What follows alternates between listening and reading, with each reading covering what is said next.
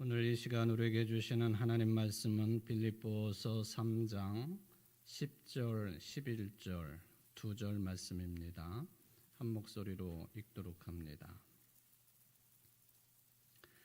내가 그리스도와 그 부활의 권능과 그 고난의 참여함을 알고자 하여 그의 죽으심을 본받아 어떻게 해서든지 죽은 자 가운데서 부활에 이르려 하노니 아멘.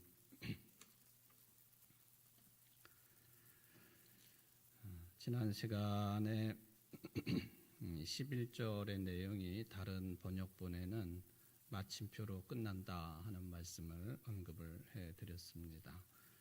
좀 이렇게 완결되지 못한 문장이라서 좀 어색하기는 하지만 지난 시간에 이어서 오늘도 부활이라고 하는 우리 신앙의 가장 근간이 되고 또 중심이 되는 그 내용에 대해서 오늘도 생각을 해보도록 하겠습니다. 여러분들의 신앙 또 믿음 그 내용들 가운데에서 여러분 스스로를 돌이켜볼 때에 어떤 내용이 내 신앙의 가장 근본을 이루고 있는가, 또 믿음의 내용 중에 어떠한 내용이 가장 중심의 자리를 잡고 있느냐 하는 문제는 굉장히 중요한 문제죠. 여러분들이 이제 지금 부활에 관한 내용을 생각해 보고 있기 때문에 또 그것을 답으로 삼을 수도 있겠는데 정말 그러한가? 순간순간은 그럴 수 있겠지만은 내가 그리스도인으로 이 험한 세상을 살아가고 있으면서 그리고 무엇이든지 내 뜻대로 진행되고 움직여지고 운행되기를 바라는 이 세상의 삶 속에서 순간순간마다 부활신앙이 또 다시 살아나는 그 믿음이 매 순간마다 작동이 되어지고 또 중심의 자리에 자리를 하고 있느냐 하는 질문을 저 스스로도 그렇고 여러분들에게 해보게 되면 그러지 못할 때가 훨씬 많을 것이다 하는 그런 생각을 해보게 됩니다.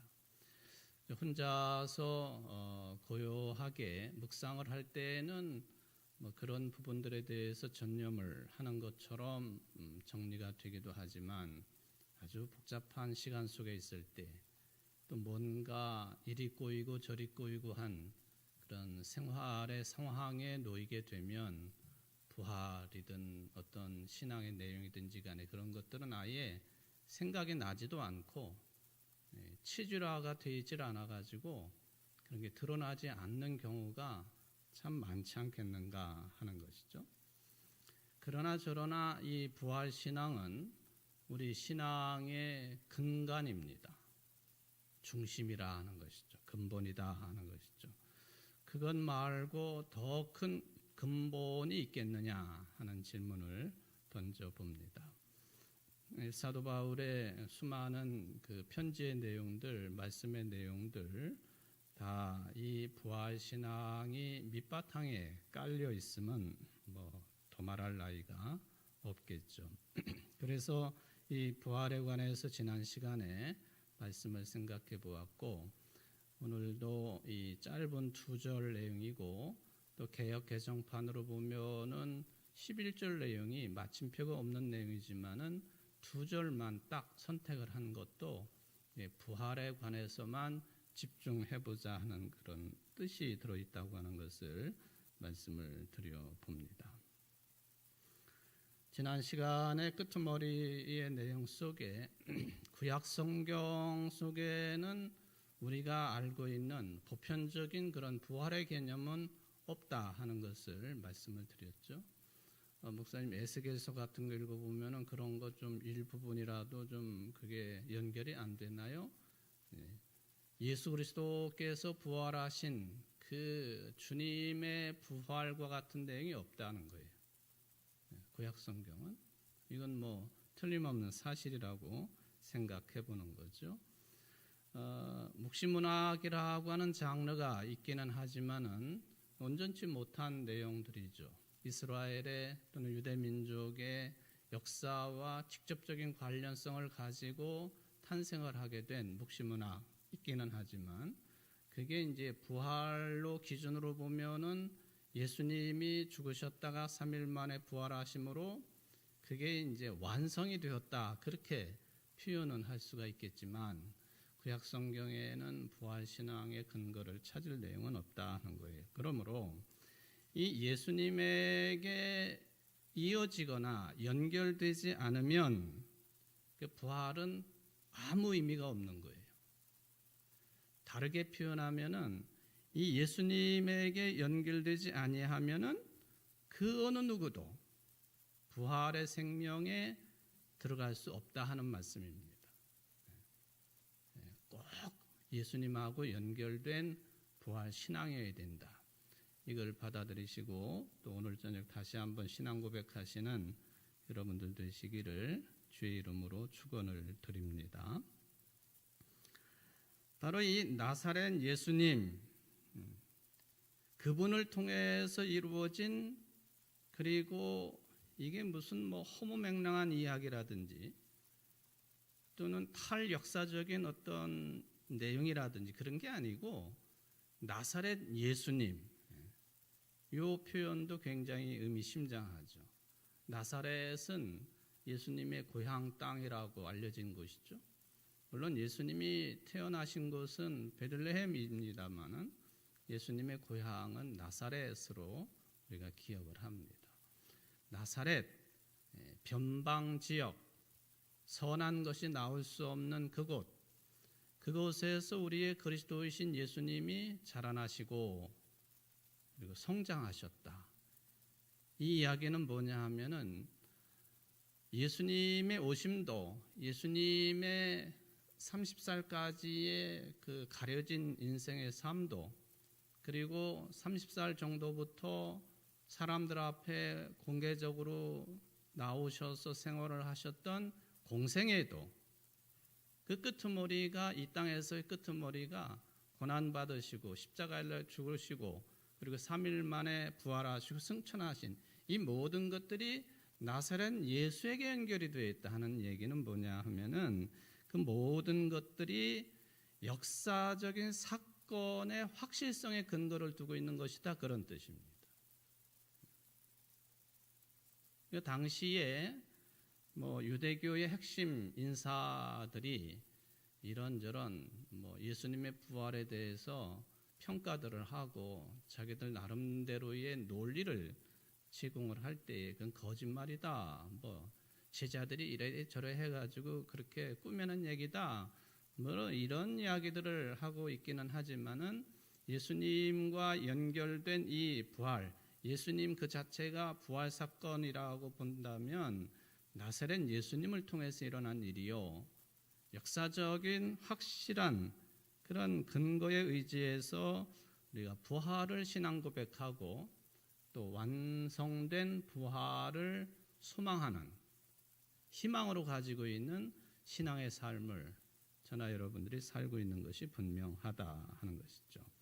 그래서 사도 바울이 이제 부활에 관해서 가장 많이 말씀을 남겨 놓으신 분이기 때문에 예수님의 부활 신앙, 그 사도 바울의 부활 신앙이나 부활관에 있어서는 바로 이 역사적인 한 인물로 오셔서 그리고 역사적인 확실성의 근거를 가지고 계신 한 분, 예수님, 그 중에서도 예수님이 십자가에 달려 고난받으시고 죽으셨다 하는 게 이 바울에게는 굉장히 중요한 내용이었습니다.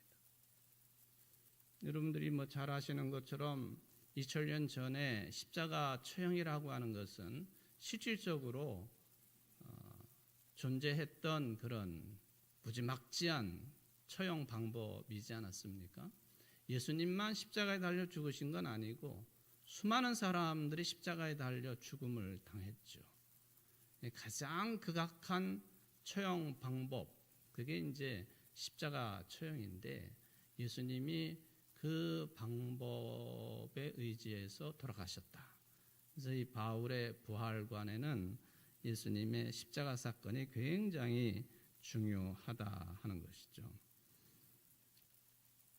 그래서 바울은 자기 자신이 바라는 것은 뭐냐 하면은 그리스도를 아는 것, 그리고 그리스도의 부활의 능력을 깨닫는 것, 그리고 그리스도께서 겪으셨던 그 고난을 같이 나누는 것, 그리고 마지막으로 바울이 원하는 게 뭐냐 하면은 그리스도와 같이 죽는 것.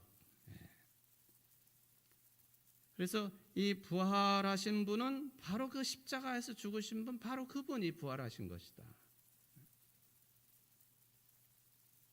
그래서 우리들 기독교인들의 부활신앙은 뭐 부활만 따로 떼어서 얼마든지 이야기할 수 있는 것이지만은 그것은 이게 십자가와 부활, 이 상호 관계성 속에서 우리 기독교 부활 사상이 핵심적인 내용을 이루고 있다.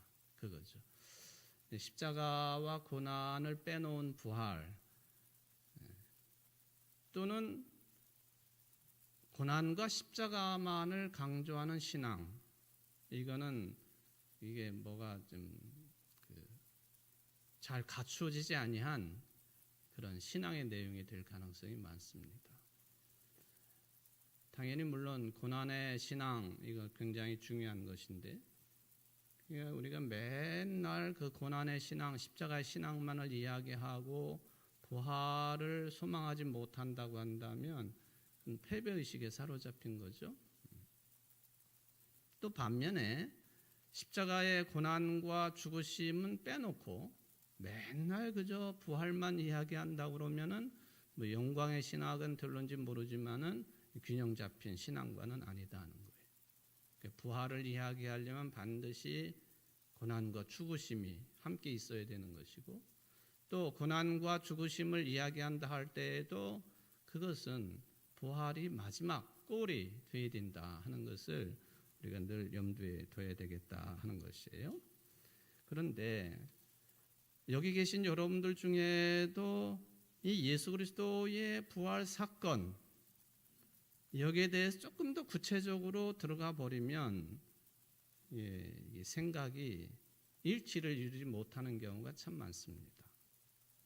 그는 우리 교회뿐만 아니라 어느 교회 교인들도 마찬가지고, 또 심지어는 목회자들도 마찬가지고요.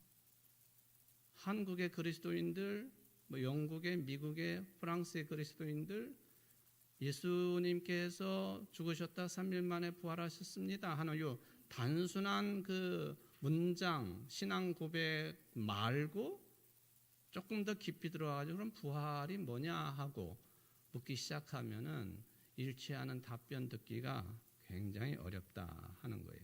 왜 그럴까?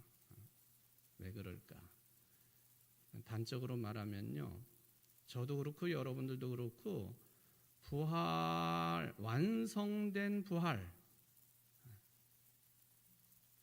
또는 실질적으로 우리가 죽었다가 정말 예수님처럼 다시 살아난, 여기서 죽었다가 살아났다고 하는 것은 뭐 기절했다가 잠깐 일어나 그런 개념이 아니고, 적어도 나사로처럼 실질적으로 육체가 완벽하게, 요즘 말로 말하면 의사들의 사망 선고에 따라서 죽었다가 살아난 그런 체험이 저와 여러분들에게는 없는 거죠. 그게 이제 부활에 대해서 이야기를 할 때에 말하자면은 부활은 딱 100% 이겁니다 라고 표현하지 못하는 주요한 이유가 될 수가 있겠습니다. 가장 완전한 생명의 삶인 부활의 생명이 아직 우리들에게는 확인되지 않았다 하는 것이죠. 언제쯤, 그때는 우리가 모르는 거죠. 종말이 임한 후회가 돼서야 이게 부활 생명이라고 하는 것이 이것이었구나 하고 명명백백하게 밝혀지는 거잖아요. 그러니까 우리는 그저 신앙의 삶을 단순화시켜서 예수님이 죽으셨다가 부활하셨습니다. 아멘. 당연히 중요한 신앙 고백이에요. 따라서 우리도 그리스도 안에 거하게 되면 또 예수님을 그리스도로 믿게 되면은 예수님이 죽으셨다가 부활하신 것처럼 우리들도 그런 부활 생명에 들어갑니다. 아멘 하고 받아들이는 굉장히 중요한 내용이잖아요. 근데 적어도 어떤 사람이 안 믿는 사람이 교회 바깥의 사람이 그럼 부활의 생명의 삶이 그럼 도대체 구체적으로 뭐냐 하고 물어본다면 그냥 죽었다가 다시 3일 만에 살아나신 것처럼 우리들도 그럴 겁니다. 그렇게 답변해서 그게 변증이 되겠습니까? 어려운 얘기죠. 당신이나 믿으시오 하고 그렇게 치부될 가능성이 많은 거예요. 그래서 지금까지 기독교 역사 속에서 예수님의 부활에 대해서 어떤 입장들이 있었느냐 하는 것에 대해서 좀 완벽하지는 않지만 주의 주장들을 이렇게 좀 검토를 해보는 것도 우리 이런 그 성경 공부 시간, 강해 설교와 비슷한 시간인데 좀 의미가 있겠다 그런 생각을 해보는 거죠. 몇 가지로 좀 나누어 생각을 좀 해보겠습니다. 이 자연과학적인 어떤 입장에 묶여 있는 사람들, 이런 사람들은 절대로 부활 자체를 받아들일 수 없게 되어 있습니다. 그렇죠? 아니, 사람이 심장이 멎은 거고 또 뇌파가 완벽하게 정지된 상태이고 더군다나 그렇게 죽어가지고 이전의 방식대로 하면은 매장을 하지 않습니까? 땅을 파고 거기다 묻는 거예요. 그리고 그 몸 이게 육탈이 되고 다 썩어 버리지 않습니까? 그랬는데 다시 어떤 형체를 가지고 살아난다고 하는 것, 우리 자연과학적인 어떤 사고방식에 의지하게 되면은 그거는 언어도단이다. 그런 주장이죠.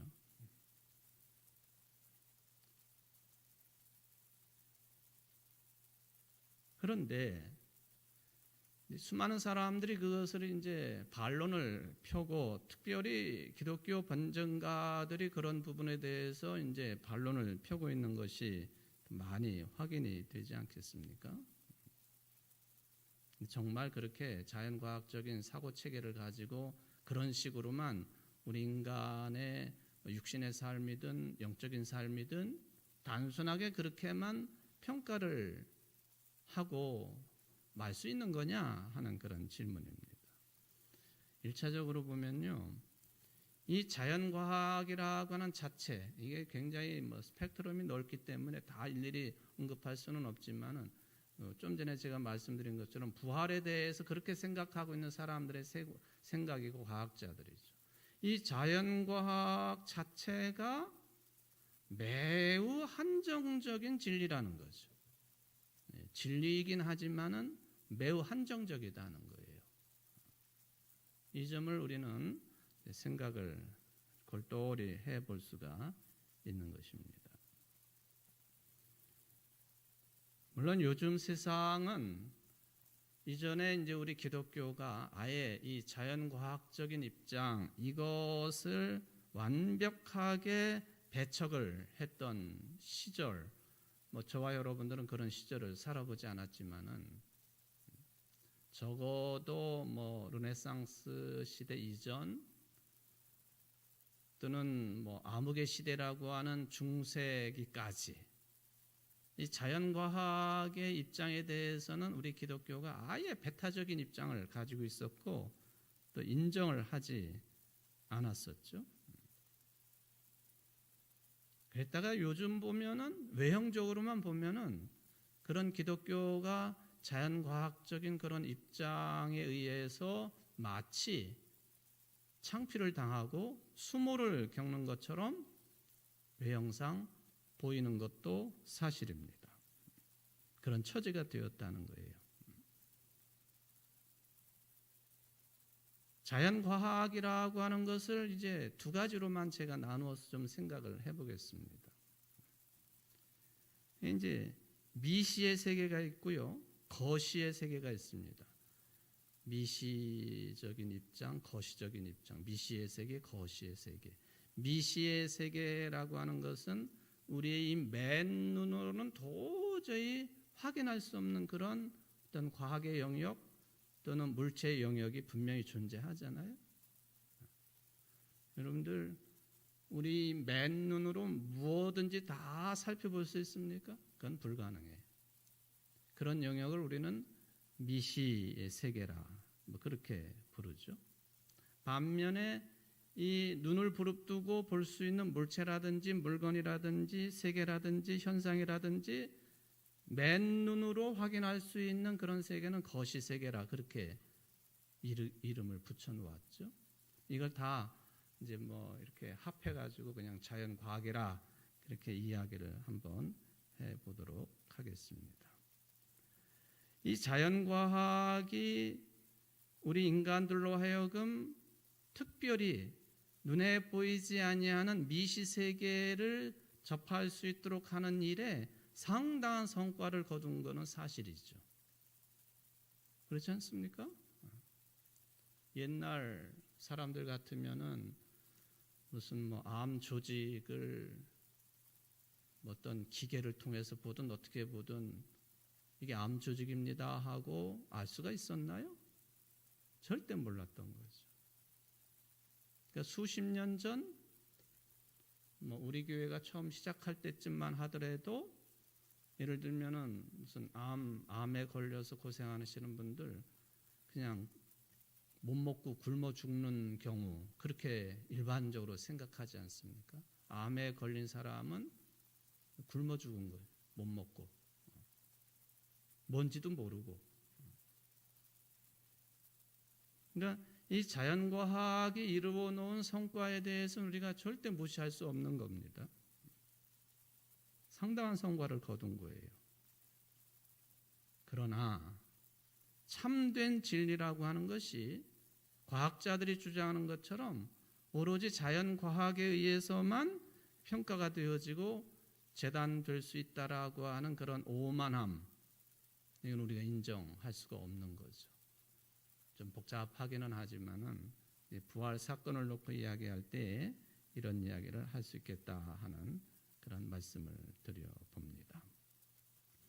그래서 이 독일의 그 개신교인 가운데에 그 30대 초반 31살에 노벨 물리학상을 받은 분이 계세요. 하이젠베르크라고 하는 분이 계시는데 그동안에 이루어진 이 물리학적인 이론들 뭐 어떤 성과들 이런 것들이 좀 전에 말씀을 드렸던 눈에 보이지 아니하는 그런 세계에서는 타당하지 않다. 이 노벨 물리학상을 받으신 분이 언급한 내용이에요. 아주 중요한 언급이라고 저는 생각을 해봅니다. 그리고 뭐 못 보던 것을 보았다 하더라도 그 순간 또 다른 것으로 변해버리는 그런 세계가 있는 것이기 때문에 그게 뭐 미시의 세계에서도 이런 물리학이라든지 자연과학이라든지 그런 성과나 이런 것들이 다 동일하게 적용이 된다고 볼 수 없다. 이 노벨 물리학상을 받으신 분의 이미 오래전의 주장입니다. 하이젠베르크라고 하는 사람이 그런 이야기를 했죠. 이분이 이제 그 주장한 이론이 뭐냐 하면은 불확정성 원리라고 하는 그런 논리를 폈는데요. 우리는 그게 참 생소한 그런 표현이긴 하지만은 그냥 이 두 가지의 원리가 아주 중요한 원리가 된다라고 할 때 하나가 뭐냐면 아인슈타인의 상대성 이론이에요. 그러니까 아인슈타인의 상대성 이론하고 하이젠베르크라고 하는 사람의 불확정성 이 원리는 같이 유명한 거예요. 같이. 근데 이분의 이야기는 우리가 잘 알지 못하니까 그냥 제가 이렇게 소개만 합니다. 이 하이젠베르크라고 하는 사람이 그렇게 노벨 물리학상을 수상한 사람이기는 하지만은 제2차 세계대전 전후를 해서 나치를 도와가지고 핵개발 계획에 참여를 했다고 하는 어두운 면도 같이 가지고 있는 그런 사람이기도 하지요. 하여튼 뭐 피아노 연주 실력도 수준급이고 또 인문학적인 소양에 있어서 철학 공부도 아주 전문가다운 공부를 하신 분이에요. 그러니까 미시세계, 보이지 않는 세계, 이게 물리학적인 이론 또는 어떤 그 자연과학적인 이론, 이런 것들이 이런 눈에 보이지 않는 세계까지 다 통달하고 증명해낼 수 있다고 하는 생각, 착각하지 말아라 하는 그런 이야기를 이분이 철학을 깊이 공부한 사람으로서 저는 할 수 있었다고 그런 생각을 해보기도 합니다. 그동안 2000년의 기독교 역사 가운데 뭐 초기는 빼고 그 과학의 문제하고 이 기독교의 신앙관하고 어느 때는 강하게 충돌하기도 하고 어느 때는 그냥 기독교가 이런 과학 논리나 이런 것들을 그냥 다 이렇게 잡아먹는 그런 시절이 있었고요.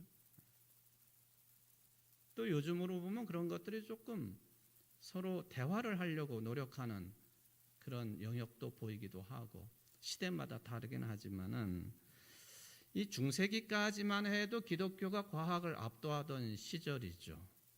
그건 뭐 분명합니다. 교권이 뭐 어떤 종교 지도자들의 힘, 또 교회의 힘, 또 신앙의 힘 이런 것들이 아무리 대단한 과학 논리와 그리고 증명 가능한 이야기들을 해도 씨도 안 먹히던 그런 시절이었지 않습니까? 여러분들이 잘 알고 있는 인물들 얘기를 해보면은 코페르니쿠스 같은 사람 있잖아요. 이 양반이 어떤 주장을 해? 가장 대표적인 게 뭐냐면은 지동설을 주장하는 지동설. 그동안에는 지동설이 뭡니까? 그건 있을 수 없는 거죠. 지구가 돌고 움직인다 하는 그 논리 받아들일 수가 없었던 거죠. 네. 코페르니쿠스가 폴란드 사람인데 이분은 과학자이기도 하지만은 가톨릭의 사제, 신부이기도 했어요. 그러니까 당시의 신앙적인 교회적인 분위기로 보면은 이게 신부라고 하는 사람이 그냥 오랜 세월 동안 유지되어 왔던 이게 그런 논리를 뒤집어 엎는 지동설을 주장을 했단 말이죠. 그러니까 이와 함께 이 사람은 이제 폴란드 사람이고 이와 함께 같이 늘 거명이 되는 사람이 누구냐? 뭐 더 유명한 사람일 수도 있겠죠. 이탈리아에 그 이렇게 그 탑이 기울어진 데가 있잖아요. 피사의 사탑이라고. 그 지역을 피사라고 부르지 않습니까? 그래서 피사의 사탑이라 그렇게 부르는데 이 피사 출신 있습니다. 갈릴레이라고 하는 사람. 갈릴레이. 이 갈릴레오라고 하는 말이요. 그 예수님이 공생에 주로 활동을 하셨던 갈릴리라고 하는 이 명칭을 이탈리아식으로 발음해 놓은 게 갈릴레오예요. 갈릴레오.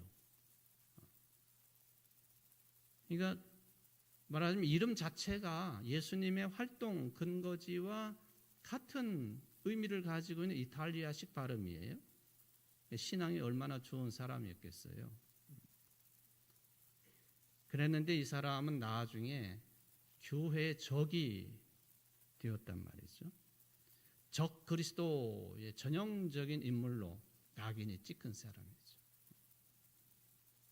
반면에 과학의 입장에서 보면 과학의 순교자라고도 그렇게 이야기하기도 하죠. 뭐 오늘 과학 시간은 아니지만은 이 부활에 관해서 이야기를 할 때에 이런 그 어떤 주변 이야기들을 함께 생각해 보면 사람들이 이 부활에 대해서 어떤 입장을 가졌었느냐 하는 그런 역사를 생각해 보고 오늘날은 어떤가 하는 것을 또 우리가 살펴볼 수가 있지 않겠습니까?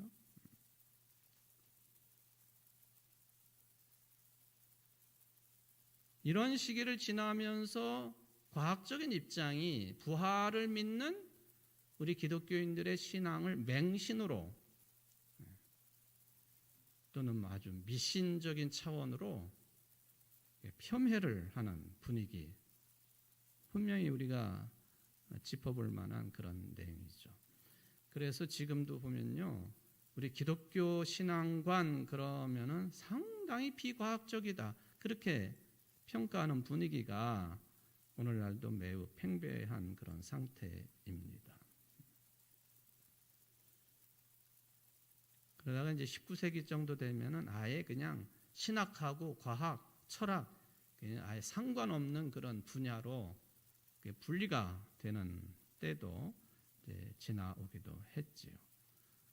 이제 20세기 들어와서야 겨우, 20세기라고 한다면 1900년대를 말하는 것 아닙니까? 그러니까 1900년대에 겨우 들어와서야 좀 이것을 좀 더 성숙한 내용으로, 성숙한 자세로 그렇게 좀 언급하고 서로 대화를 하고 하는 그런 분위기가 있다라고 하는 것을 생각을 해볼 수가 있겠습니다. 또 하나 이제 생각해 볼 수 있는 것 중에 하나는요, 이게 부활체, 부활의 구체적인 모습, 이런 것을 이야기할 때에 부활을 생물학적인 어떤 연장선상에서만 판단하려고 하는 그런 분위기도 우리가 좀 짚어볼 만한 그런 내용이에요. 부활, 일종의 재생. 한번 여러분들의 부활 신앙을 한번 잘 이렇게 좀 생각을 해 보셨으면 좋겠습니다. 우리가 뭐 저도 사실은 그런 거에 아예 딱 인이 박혀 있는 사람처럼, 특히 이제 장례식 때나 뭐 추모 기도를 할 때나 이럴 때 항상 성경에 있는 표현 그대로를 이제 목사니까 읽어 드리거나 또 그걸 가지고 설교를 하거나 그러지 않습니까? 하나님의 나라는 어떤 나라냐? 배고픔이 없는 나라, 아픔이 없는, 질병이 없는 나라. 또 이 세상에 살면서 그렇게 고통스럽고 많은 슬픔 가운데 삶을 살았는데 그게 전혀 없는 나라. 사시사철 꽃이 피고 열매가 맺고 천사와 같이 찬송 부르고 늘 사랑만이 차고 넘치고 기쁨이 있고 그런 것들이 충만한 곳. 그 요한계시록의 어떤 그 내용들을 근거로 한 이런 신앙 고백 표현들, 이건 우리가 뭐 무시할 수 없는 내용이고 당연히 성경의 내용이니까 말이죠. 이제 이런 표현들 가운데 제가 가끔 여러분들에게 부활 신앙에 대해서 언급을 할 때에, 여러분, 부활이 우리가 지금 생명을 가지고 육신의 삶을 이 땅에 살고 있는데, 부활 생명의 삶이 또는 하나님의 나라에 들어간 삶이 이 땅의 삶의 연장인가 생각해 보셨죠? 이 땅의 삶이 연장이고 거기에 그냥 고통이 없고 죽음이 없고 아픔이 없고 그런 걸로 우리는 받아들이고 있나? 그런 질문입니다. 기독교에서 말씀하고 있는 종말론, 또 하나님의 나라의 신앙관, 이제 우리 식대로 하나님의 나라는, 부활의 삶은 뭐 요한계시록 이야기 말고요, 이러이러할 거야, 이런 그 이야기를 뭐 들어보신 분이 계실 수도 있겠습니다만은, 어떤 부자가요, 예수님이 부자는 뭐 천국에 들어가기 어렵다 그렇게 말씀을 하셨는데, 어떤 부자가 어떻게 해가지고 천국을 가게 됐습니다. 근데 이제 죽기 전에 이 사람이 하나님 앞에 강력하게 기도로 요청한 내용이 있어요. 하나님, 내가 부자로 많은 재산을 가지고 있는데 하늘나라 갈 때 내가 가지고 있는 재산을 좀 다 가져갈 수 있도록 좀 해주십시오. 아주 조르고 졸랐어요. 하도 그렇게 졸라대니까 하나님이 조건부로 허락을 하셨습니다. 그래, 그래라. 단 다른 것들은 다 놔두고 네가 들고 갈 수 있는 가방 한 개만 가지고 와라. 하나님이 그렇게 조건을 붙여놓았어요. 그랬더니 이 부자가 아직 죽지는 않았지만 얼마나 고민을 많이 했겠어요. 내 재산을 다 가지고 갈 수 있도록 해달라고 그렇게 기도를 했는데, 또 하나님이 네가 들고 갈 수 있는 가방 하나는 허락한다 했으니 이 사람이 어떻게 했겠어요? 여러분 같으면 어떻게 했겠어요? 아무 관심도 없으세요. 이 사람이 가지고 있는 재산을 다 처분을 했어. 그래가지고 누런 뭐죠? 금덩어리를 다 사가지고는 자기 가방에 들 수 있을 만큼 가득 채웠습니다. 죽기를 기다렸다가 그렇게 준비하고 있다가 마침내 육체의 죽음을 맞이했습니다. 그냥 가방을 낑낑 들고는 천국문에 이르렀습니다. 그랬더니 항상 그러잖아요. 천국문을 지키고 있는 자가 있다고. 그분이 누구라고 그래요? 옛날부터 이거는 그냥 이렇게 전해져 내려오는 얘기. 누가 천국 열쇠를 가지고 있어요? 베드로가 천국 열쇠를 맡은 사람이니까 천국 문을 지키고 있다가 이런 이야기는 하도 많아가지고요. 천국에 가면은 여성분들 제가 비하하거나 그러는 게 아니라 한국 여성들이 오면은 구분을 못 한대요. 원래 태어난 얼굴하고 죽어가지고 오는 얼굴이 너무 달라가지고. 왜 그렇게 다를까요? 잘 아시네. 성령의 천국이라서 이게 베드로가 가지고 있는 원본하고 실제적으로 나타난 얼굴하고 너무 달라가지고 너 누구냐고 자꾸 물어보는 데서 헷갈리고. 근데 하여튼 베드로 사도가 천국문을 지키고 있다가 보니까 이게 웬 사람이 가방을 낑낑 들고 온단 말이죠. 베드로가 생각하기를 아이고 천국을 개업한 이래 무얼 들고 오는 인간은 처음 보네.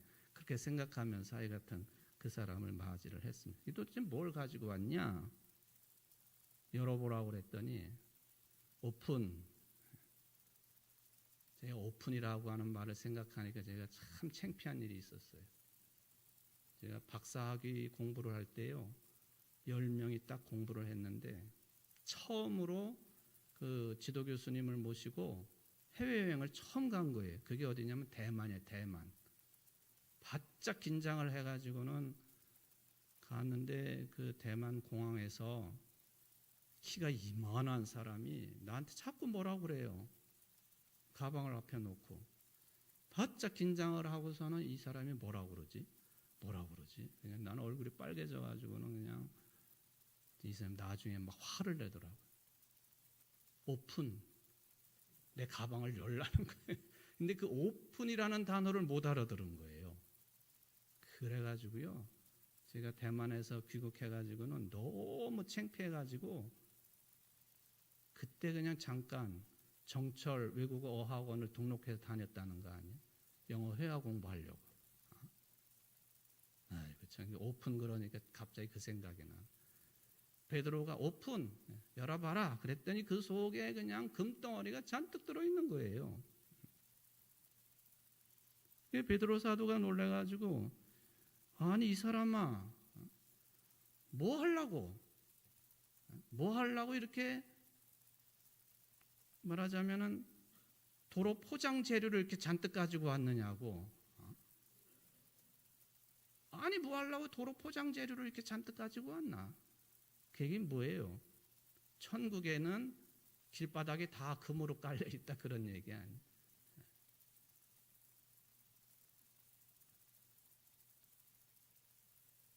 노후가 보장되고 사후 보장이 확실하게 되어 있는 천국. 일종의 우리가 가지고 있는 그 천국, 부활의 생명의 삶, 이거에 대해서 일반적으로 가지고 있는 요한계시록의 어떤 문학적인 표현에 근거한 우리들의 신앙 인식, 그를 뭐 잘못했다 뭐 이렇게 비판한다기보다도 일종의 이제 우스갯소리로 아니 이 사람아 우리 천국에서는 금덩어리 가지고 길바닥 까는 재료로 사용하고 있는데 뭘 그걸 들고 오느냐고. 그러니까 우리들의 이 인식이 어떠냐 하는 것을 생각해 보게 하는 재밌는 이야기 중에 하나입니다. 물론 사도신경의 맨 끝에 가보면은 우리의 몸이 다시 사는 것, 영원히 사는 것은 믿습니다 하는 그 신앙 고백을 날마다 하지 않습니까? 그래, 우리의 몸이 다시 사는 것, 영원히 사는 것, 말하자면은 생물학적인 이 몸이 부활하는 것, 가리키는 것, 당연히 우리가 그렇게 받아들이죠. 그런데요, 부활에 관해서 많은 말씀을 남겨놓으신 사도 바울의 말씀 가운데 보면 여러분 한번 찾아봅시다. 고린도전서 15장 50절 말씀.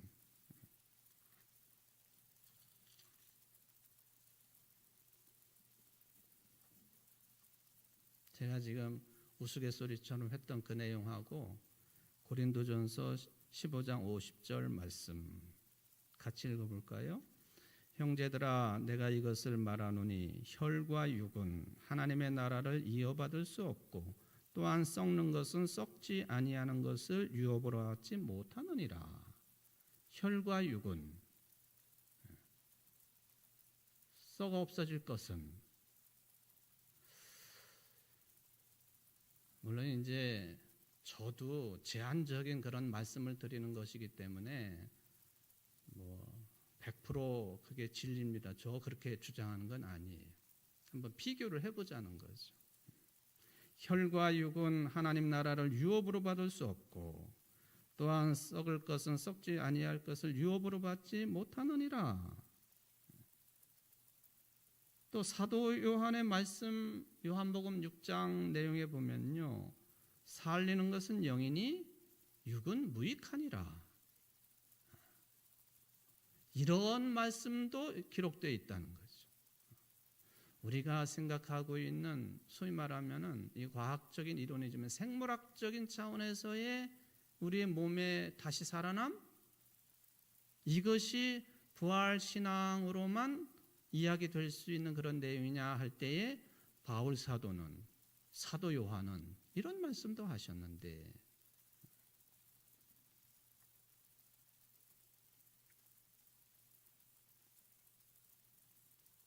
또 하나 이제 이 영혼 불멸설이라고 하는 이 차원도 있습니다.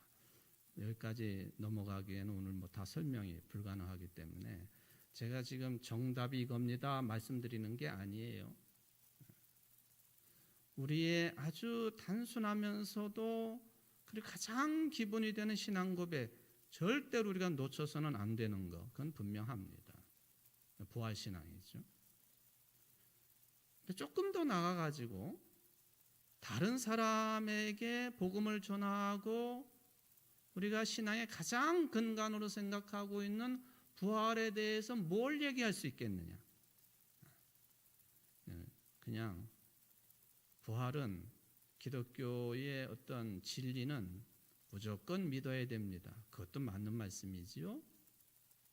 현대인들에게 그것이 통하겠는가 생각해 보면은 조금 더 발전적인 차원에서 내가 만약에 안 믿는 형제 자매들에게 또 이웃들에게 또 어떤 사람에게 내가 부활 신앙을 가지고 있는 사람인데 그럼 부활이 뭐요? 하고 물어봤을 때 내가 어떻게 이것을 진리에 근거한 그런 답변을 할 수 있겠느냐 할 때에는요, 이 주변에 되어지는 2000년의 기독교 역사 속에 배태되어 있는 그런 내용들을 포함해가지고 그래도 다양한 생각들은 한번 접해보고 또 나름대로 정리도 해보고 그리고 나서 땅 부활 이겁니다.